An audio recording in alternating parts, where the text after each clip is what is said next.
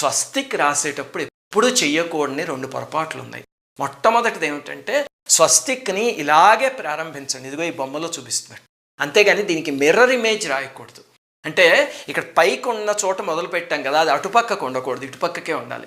చాలా చోట్ల స్టేజీల మీద అక్కడ కూడా పొరపాటున అలా పెట్టేస్తూ ఉంటారు అలంకరణ చేస్తున్నప్పుడు. అలా ఎప్పుడు చేయకూడదు. రెండోది, స్వస్తిక్ని ఎప్పుడు టిల్ట్ చేయకండి, అలా స్ట్రెయిట్గానే ఉంచండి. అలా చేయడం చాలా పొరపాటు, టిల్ట్ చేస్తే అంటారు. మీకు ఒక ఉదాహరణ చెప్తా. హిట్లరు నాజీజం అని ఒక పార్టీ లాంటిది పెట్టుకున్నాడు కదా, దాన్ని జెండాలో తీసుకొచ్చి స్వస్తిక్ని పెట్టాడు. అంటే చాలా శక్తివంతమైన సింబల్ కదా అని చెప్పి తీసుకొచ్చి అక్కడ పెట్టాడు. కానీ పెట్టినప్పుడు ఏం చేస్తాడంటే దాన్ని కొంచెం ఇలా పక్కకి తిప్పాడు. ఆ తిప్పడం వల్లే అతను అపజయము అపకీర్తి అవన్నీ మూట కట్టుకున్నాడు అని కూడా కొంతమంది పెద్దలు చెప్తారు. అందుకని ఎప్పుడు టిల్ట్ చేయకుండా స్ట్రెయిట్గా ఉంచండి. అలాగనే రాసేటప్పుడు ఇలాగే రాయండి. శ్రీమాత్రే నమః.